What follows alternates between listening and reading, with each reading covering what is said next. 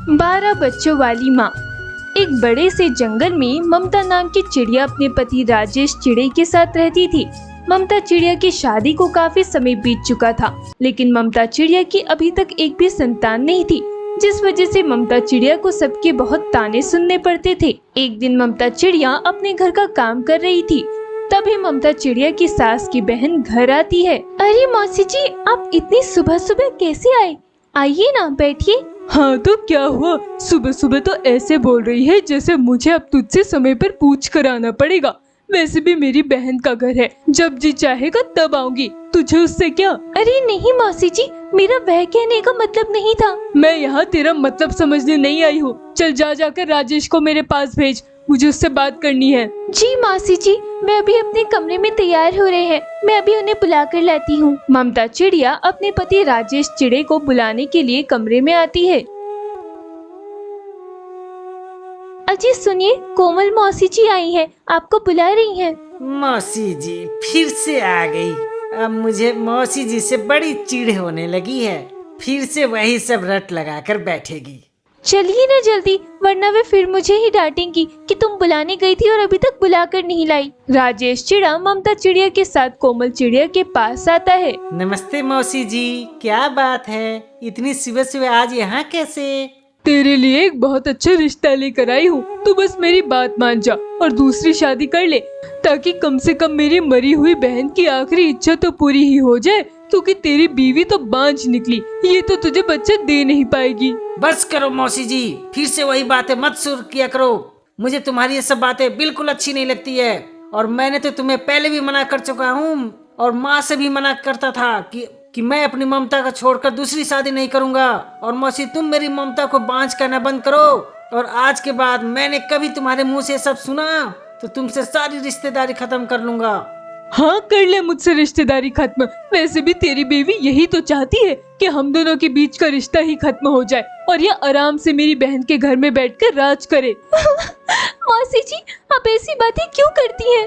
तू चुप कर, मैं अपने भांजे से बात कर रही हूँ। देखिए मौसी जी, मैं आपसे पहले भी बता चुका हूँ, मुझे शादी वादी नहीं करनी। मैं अपनी ममता से बहुत प्यार करता हूँ, और रही बात बच्चों की, तो जब भगवान हमें बच्चे देने होंगे दे देंगे। अभी आप मेरे घर से चली जाइए। हाँ तो मुझे भी कौन सा शौक है तेरे घर में रुकने का, बड़ा आया मुझे भगाने वाला। जा रही हूँ और देखती हूँ कैसे तेरी ये बांझ पत्ती तुझे बाप बनाती है। इतना बोलकर कोमल चिड़िया ममता चिड़िया के घर से बाहर निकल जाती है। मुझे लगता है मौसी जी सही कह रही थी, मैं कभी माँ नहीं बन पाऊंगी और न ही आपको पिता बनाने का सुख दे पाऊंगी। अरे ममता, तुम मौसी जी की बातों को लेकर कहाँ बैठ रही हो? छोड़ो उनकी बातों को।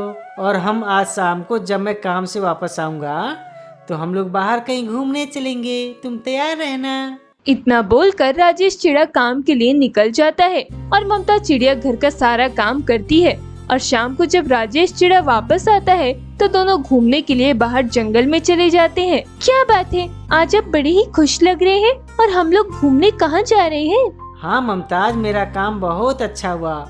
मेरे मालिक ने मेरा प्रमोशन कर दिया है, इसलिए तो हम घूमने आए हैं। अरे ये तो बड़ी ही अच्छी बात है। राजेश चिड़ा और ममता चिड़िया जंगल घूम रहे थे कि तभी वहाँ एक बड़े से पेड़ के पास एक घोंसले में 4 बच्चे थे जो जोर जोर से रो रहे थे। ममता चिड़िया जैसे ही उन बच्चों की रोने की आवाज सुनती है, ममता चिड़िया नरमी से, अजी सुनिए ना, देखिए उस घोंसले में 4 बच्चे हैं और उनकी माँ कहीं दिख नहीं रही है। बच्चे कितनी जोर जोर से रो रहे हैं, चलिए ना हम उनके पास चलते हैं। ममता चिड़िया राजेश चिड़ा के साथ जाती है।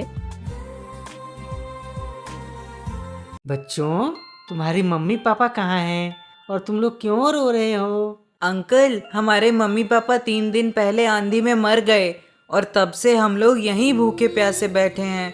जंगल का कोई भी पक्षी हमारी मदद के लिए नहीं आया। मेरे 3 और भाई बहन हैं और मैं सबसे बड़ा हूँ, लेकिन मैं यहाँ से उन्हें छोड़कर कहीं भी नहीं जा सकता, वरना जंगल का बाज मेरे भाई बहनों को उठा ले जाएगा। कोई बात नहीं बेटा, तुम लोग रोना बंद करो और हमारे साथ हमारे घर चलो। आज से हम तुम्हारे मम्मी पापा हैं। सच में राजेश, हम इन 4 बच्चों को अपने साथ घर ले जा सकते हैं? हाँ, हम इन 4 बच्चों को अपने घर ले जाएंगे और इनका पालन पोषण करेंगे कि कोई भी तुम्हें बांझ नहीं कहेगा। ना ही मौसी जी बार बार मेरी शादी करवाने के लिए कहेंगी। राजेश, सोचो जंगल में और कितने ऐसे बच्चे होंगे जिनके माँ बाप आंधी तूफान या बाढ़ में बह गए होंगे, तो उन बच्चों को क्या होता होगा। वे बेचारे भी तो इसी तरह रोते होंगे, है ना? हाँ, ये बात तो मैंने सोचा ही नहीं। ममता, चलो जंगल में जिस भी बच्चे के माँ बाप नहीं होंगे हम उन्हें गोद ले लेंगे, ताकि कोई भी जंगल का बच्चा अनाथ न हो। राजेश चिड़ा और ममता चिड़िया जंगल के हर तरफ ढूंढते हैं तो उन्हें ऐसे कई अनाथ बच्चे मिलते हैं। राजेश और ममता उन सबको अपने घर लेकर आ जाते हैं। तभी राजेश का पड़ोसी मिंटू तोता राजेश चिड़ा के साथ इतने सारे बच्चे देखकर पूछता है, अरे राजेश भाई साहब, ये इतने सारे बच्चे किसके हैं? ये सारे बच्चे जंगल के अनाथ बच्चे हैं और इन सब ने हाल में ही अपने माँ बाप को खो दिया है, इसलिए बच्चे हमारे साथ रहेंगे। भगवान ने हमें आज तक एक संतान नहीं दी थी, इसलिए भगवान ने हमें इतने सारे बच्चे एक साथ दे दिए और अब मेरी ममता को कोई बांझ नहीं कहेगा। चलो अच्छी बात है राजेश, मैं तुम्हारी और भाभी जी के लिए बहुत खुश हूँ। पहले तो भगवान ने तुम्हें एक भी संतान नहीं दी थी और अब देखो तुम्हारे एक नहीं, दो नहीं, बल्कि 12 बच्चे एक साथ भगवान ने दे दिए। हाँ, अब मुझे भी माँ कहकर ये सारे बच्चे पुकारेंगे और अब कोई भी मुझे बांझ नहीं कहेगा। मैं अपने 12 बच्चों को बहुत प्यार करूंगी। ममता को इतना खुश देखकर राजेश चिड़ा भी काफी खुश हो जाता है और ऐसे ही कई दिन बीत जाते हैं। ममता चिड़िया की सहेली रूपा कबूतरी ममता के पास आती है। अरे ममता, मैंने सुना है कि तू एक साथ ही 12 बच्चों की माँ बन गई है। पूरे जंगल में पता है तुझे सब 12 बच्चों की माँ कहकर बुला रहे हैं। मुझे तो भरोसा ही नहीं हो रहा था, इसलिए मैं यहाँ तुझसे मिलने चली आई। जंगल में जो सब लोग तुझे 12 बच्चों की माँ कहकर बोल रहे हैं, क्या ये बात सच है?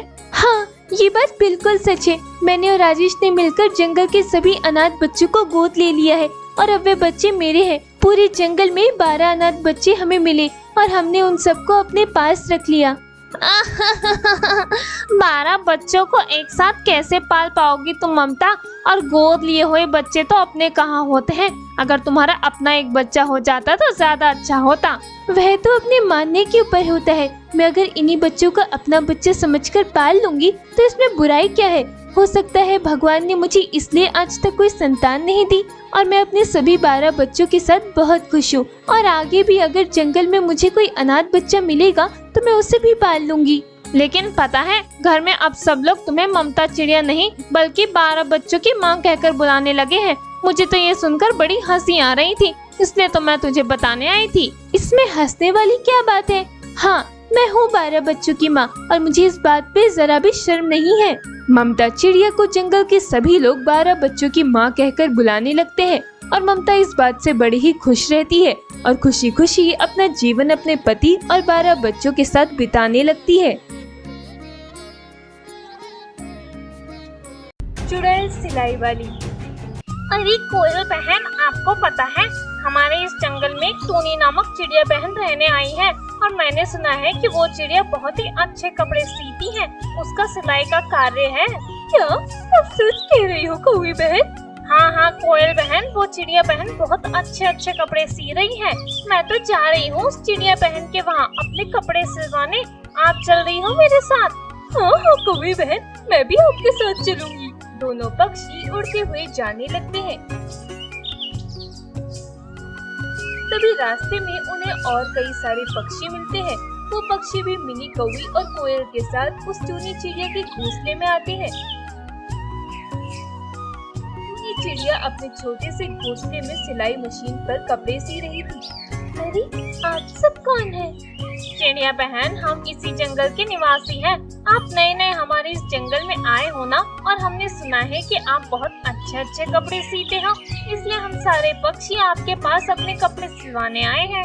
अरे वाह, इतने सारे शिकार! लगता है आज भाग्य भी मेरे ऊपर बहुत मेहरबान है। अरे ये तो बहुत अच्छी बात है कौवी बहन, मैं आप सबको आपके मनचाहे कपड़े सी कर दूंगी। अरे चिड़िया बहन, इसलिए तो हम यहाँ आए हैं। ये लीजिए मेरे कपड़े और बढ़िया सा मेरे लिए ड्रेस सिलवा कर रखिए। टूनी चिड़िया सारे पक्षियों के कपड़े लेकर उनका माप ले लेती है। अरे चिड़िया बहन, हमारे कपड़े कब तक मिल जाएंगे हमें? कोयल बहन, आज रात में आप सबके कपड़े मिल जाएंगे। सारे पक्षी टूनी चिड़िया को सिलाई के पैसे देकर वहाँ से खुशी खुशी चले जाते हैं। इधर टूनी चिड़िया अकेले अपने घोंसले में उन सारे कपड़ों की ओर देखकर हंसने लगती है। इन कपड़ों को तो मैं पलक झपकते ही सी लूंगी। तभी वो टूनी चिड़िया एक भयानक चुड़ैल के अवतार में आ जाती है और जोर जोर से हंसने लगती है। चुड़ैल टूनी चिड़िया उन कपड़ों की तरफ इशारा करती है। वो कपड़े खुद सिलाई मशीन पर उड़ते हुए जाते हैं और सिलाई मशीन अपने आप सब पक्षियों के कपड़े सीने लगती है। कुछ ही पल में वो मशीन सारे पक्षियों के कपड़े सी लेती है। अब बहुत जल्द मुझे अपने कई सारे शिकार मिलने वाले हैं। वो टूनी चिड़िया एक चुड़ैल चिड़िया थी। इस बात से सारे जंगल के पक्षी अनजान थे। देखते ही देखते रात हो जाती है। वो चुड़ैल टूनी चिड़िया एक साधारण चिड़िया के अवतार में अपने घोंसले में सिलाई मशीन पर बैठी हुई थी। तभी मिनी कौवी, कोयल और कई सारे पक्षी चुड़ैल टूनी चिड़िया के घोंसले में आते हैं। अरे चिड़िया बहन, हो गए हमारे कपड़े। हाँ हाँ पक्षियों, आप सबके कपड़े हो गए। ये लीजिए आप सबके कपड़े। सारे पक्षी अपने अपने कपड़े अपने हाथ में लेते हैं। कपड़े इतने बेहतरीन सिए हुए थे कि सब पक्षी अपने अपने कपड़े देखकर बहुत खुश हो जाते हैं। अरे वाह चिड़िया बहन, के कपड़े सिए हैं आपने। ऐसे डिजाइन वाले कपड़े तो हमने आज तक नहीं देखे। सच में आपने बहुत ही अच्छे कपड़े सिए हैं।